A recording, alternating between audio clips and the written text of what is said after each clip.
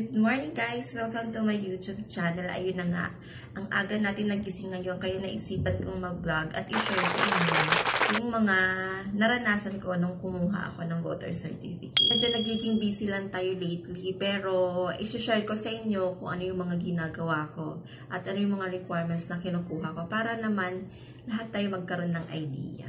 Okay, so let's start. Magkikwento lang ako ng maiksi lang. Okay. So, year 2019, nung nagpa-register ako sa voters, dito sa may Comelec namin sa may Caloocan North. Tapos, 2020, dapat ang releasing noon, ng July.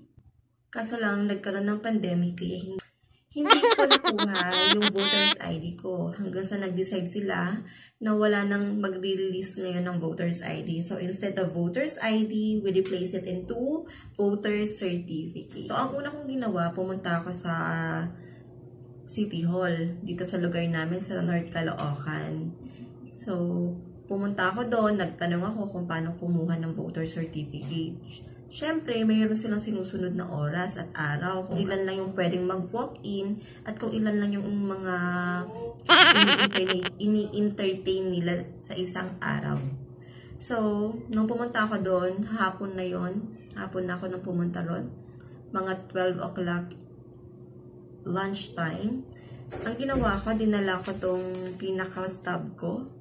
Ito yung binigay nila. Ito dapat yung ipapakita ko pa nagki-claim ako ng voters ID. So, since kumuha ako ng voter certificate, ipinakita ko na din to if ever lang. Para siguradong meron akong makukuhang certificate. Pumila lamang ako doon guys at nagantay ng mga ilang oras. Siguro sabihin na natin 1 oras akong nagantay doon. Hindi na nila kinailangan tong stub ko. Ang ginawa nila, nanghihingi na lang sila ng ID. So, ang pinakita kong ID is a UMaid ID. Tapos, ito na siya guys. Just make sure guys na every time na kumukuha kayo ng papers, you need to check kung tama ba yung mga nakasulat po dito sa voter certificate nyo. Kasi po, pag may mali po dito at pinaayos nyo po, hindi po agad kayo makakakuha ng voter certificate. It takes 3 months po ulit yun. At binayaran ko lang po ito ng 75 pesos. At ito yung resibo. Kadigdagang information lang guys. Sa mga bagong magpaparegister pa lang, hindi po talaga agad makakakuha ng voter certificate. It takes like 3 months bago makakuha. Kung sakali nga nagparegister ka na sa Comelec, tapos may mali dun sa mga sinulat mo doon, like example, mali ka ng place of birth. Tapos, ipapabago mo yon, ang mangyayari, it takes like 3 months ulit bago ka makakuha ng voter certificate. Kasi, kumbaga, panibago, inayos, ganon.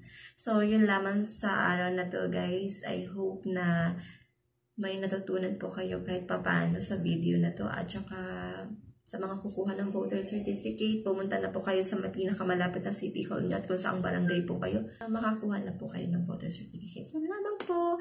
At sa mga bago na hindi pa nakakapag-subscribe sa YouTube channel ko, don't forget to subscribe and like para updated kayo sa mga bagong videos ko. Thank you so much!